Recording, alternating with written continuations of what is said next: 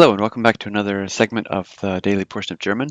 This is the last section of the Friday section, continuing on reading through Hermann Hesse's story entitled Augustus. And our guest speaker today is Sierra. Sierra, you want to say hello? Hello. Would you read the last section, which is really not very long, just to give us some context Sure. leading up to this passage? Great. Yeah. Thereupon she sat down next to the cradle and rocked her child and reflected on and thought up wonderful wishes. At first, she wanted to let him become wealthy or handsome or powerfully strong or prudent and clever, but there was above all a consideration. And finally, she thought, oh dear me, indeed. It has only been a joke from that little old man. Yeah, so she's pretty skeptical at this point. Yeah. Doubting herself. Okay, so let's go on from here. We have a light blue color to accompany us through this a little bit longer text, but we should get through it fairly quickly. All right, so let's read aloud. Es war schon dunkel geworden, everybody, Es war schon dunkel geworden, und sie wäre beinahe sitzen bei der Wiege eingeschlafen. und sie wäre beinahe sitzend bei der Wege eingeschlafen, Müde von der Bewirtung und von den Sorgen und den vielen Wünschen.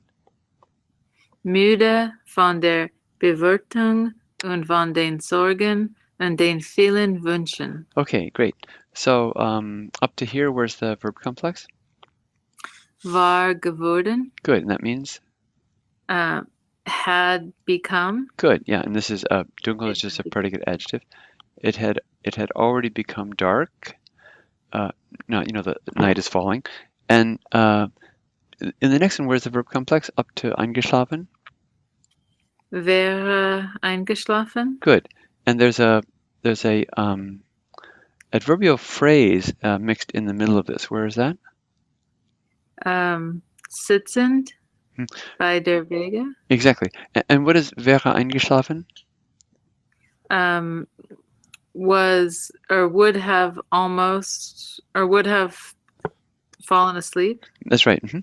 She would have almost fallen asleep. Now, if you see here a present participle indicated by the nd, and you have a prepositional phrase here, you might try picking this up first, and that might make sense.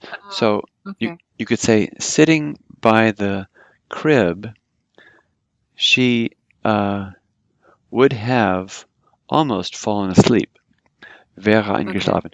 Again, the subjunctive use of that as sort of subjective or conjectural or hypothetical.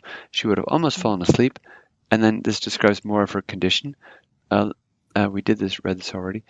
Where's the verb there? Müde. Yeah, well, actually, there isn't a verb there. That's just an adverb. She's just tired. Yeah, so tired from the. Now this is a nice word here. Der Wirt is the one who serves you in a restaurant. Die Wirtin is the female servant in a restaurant, but this means sort of hospitality, or the joyous sort of gatherings is the idea of this word. Tired from we'll say hospitality, and from the cares, and from the many wishes.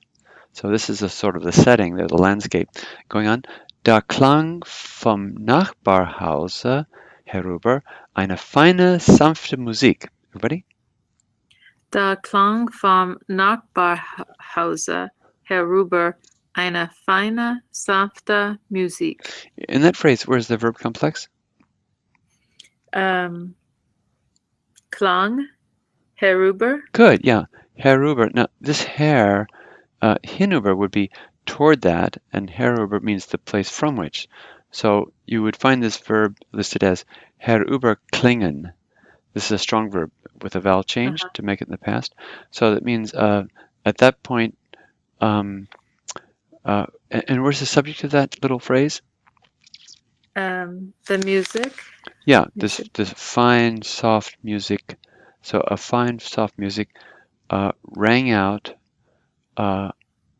over here from the neighboring house. Okay, going on. So zart und köstlich, wie sie noch von keiner Spieldose gehört worden ist. So zart und köstlich, wie sie noch von kleiner Spieldose gehört worden ist. This is the funniest word, this playbox thing, this Spieldose. Um, so, and these are adverbs, zart, so how it rang out, this mysterious music, rang out, so so charming or charmingly and exquisitely, you could say. As it, what does the Z refer back to? The music, the Good, music. back to music. Yeah, it agrees with number and gender with its antecedent. As it, the music, and then how would you translate gehört worden ist? Has never been heard, Uh, or had been heard. yeah, has been. This is the Has perfect oh, passive tense. As it has been heard yet from no playbox, and I just translated that just to smooth it out, as it never has been heard from any playbox. Okay, very sweet sound going on. Bei diesem Klang besann sich Frau Elisabeth. Everybody. bei diesem Klang besann sich Frau Elisabeth Und kam zu sich. und kam zu sich. Und jetzt glaubte sie wieder an den Nachbar Binswanger und sein Patengeschenk. Und jetzt glaubte sie wieder an den Nachbar Binswanger und sein Patentgeschenk. Good. Okay, let's do that. So at this, we're up to here, where the verb complexes. There are two of them. Besann sich und kam zu sich. Yeah, that's right. Besann sich, besinnen, to think or to reflect or to muse. It always is found with a reflexive pronoun. So there's some verbs in German that there always be reflexive pronoun, and then but this means came to herself. This is not really a reflexive pronoun. So so how would you translate that one? At the sound, or at this sound, Mhm. Frau Elizabeth reflected and came to herself. Yeah, so she's sort of waking up and becoming conscious. There really is a music there, because she was just really skeptical before of this whole promise thing, but she came to herself. She became, now aware. Going on. Und jetzt, I think we did this already, up to here. So where's the verb going from und forward?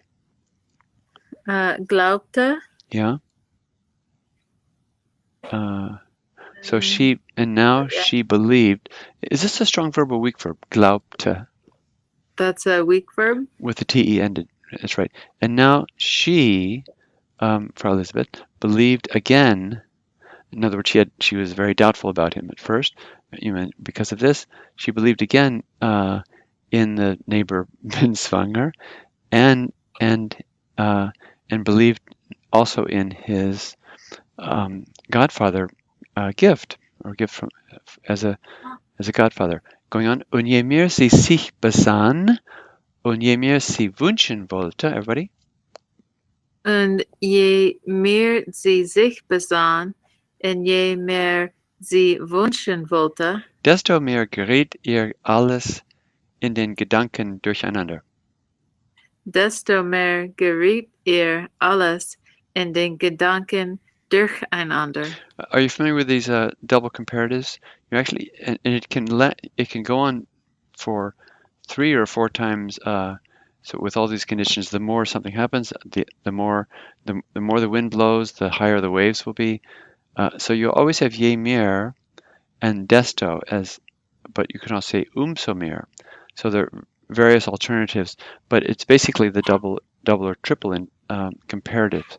So the more something happens, the more something else happens as a consequence. So the more she reflected, sich besann, and the more she wanted to wish, the more it fell to her. Everything fell to her mixed up durcheinander in her thoughts.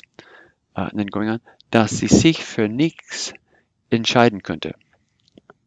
Dass sie sich für nicht entscheiden könnte. So she was now so confused, or her thoughts were spinning around with one another, that the result was she was not able to decide for anything, one thing or another. So great. You want to just read through this slowly, the whole passage, because we didn't read that before, and then just so we can follow you? Sure. It had already become dark, and sitting by the cradle, she would have almost fallen asleep, tired from the hospitality and the cares and the many wishes, when there rang over from the neighboring house a fine soft music, so charming and exquisite as it had never been heard from any playbox. At this sound, Frau Elizabeth reflected and came to herself, and now believed again in the neighbor Binswanger and his godfather gift. And the more she thought about this, and the more she wanted to make a wish, the more all her thoughts got confused, that she was able to decide nothing. Great. Okay, well, that's our concluding section for this week, and I hope you're enjoying it. Probably next week we're going to continue with another, the following this sequential paragraphs from this story. So thanks so much for tuning in, and we'll talk to you later. Thanks so much. Bye-bye.